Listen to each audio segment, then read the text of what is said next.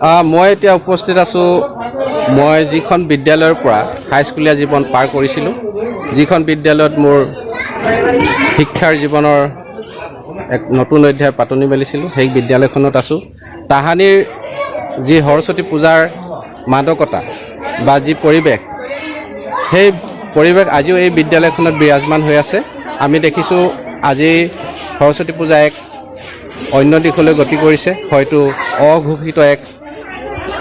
সৌন্দৰ্য প্ৰতিযোগিতালৈ পৰ্যবেক্ষিত হৈছে কিন্তু মই যিখন বিদ্যালয়ত পঢ়িছিলোঁ দিল্লী নগৰ উচ্চ মাধ্যমিক বিদ্যালয় বৰ্তমান উচ্চতৰ পৰ্যায়লৈ উন্নীত হৈছে সেই বিদ্যালয়খনত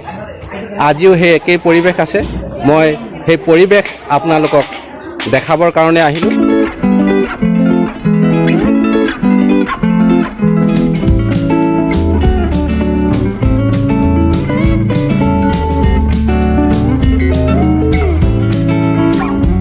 শিক্ষকতা কৰে নেকি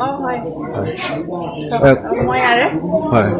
কেনেকুৱা লাগিছে আজিৰ সৰস্বতী পূজা আপুনি শিক্ষাৰ্থীসকলক কি ক'ব আজি সৰস্বতী পূজা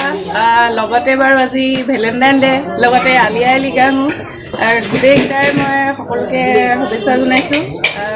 হাইস্কুল শিক্ষান্ত পৰীক্ষা 16 তাৰিখৰ পৰা আছে সকলো শিক্ষাৰ্থীলৈ শুভেচ্ছা জনাইছোঁ আৰু হায়াৰ ছেকেণ্ডেৰী পৰীক্ষা ইতিমধ্যে 12 তাৰিখৰ পৰা হৈ আছে তেওঁলোকৰো সকলোকে পলমকৈ হ'লেও শুভেচ্ছা জনাইছোঁ আৰু সকলোৱে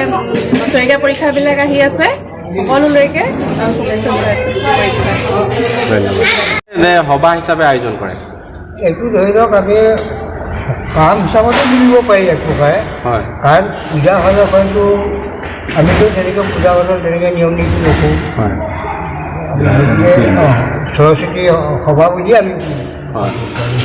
বিশেষ জাক জমকতা নাৰাখে নহয় জানো হয় এটা আধ্যাত্মিক পৰিৱেশ আছে আগৰ পৰাই পৰম্পৰা তেনেধৰণে আমি চলাই আছোঁ হয় পুৰা কৈ গৈছে সৰস্বতী পূজা কৰি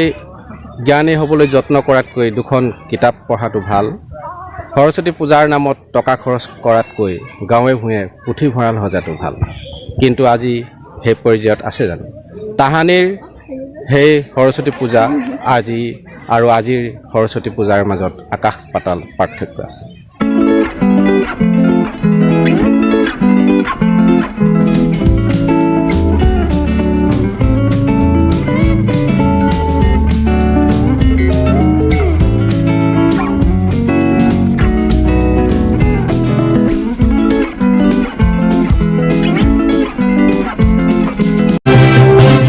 Trav Talk Assam.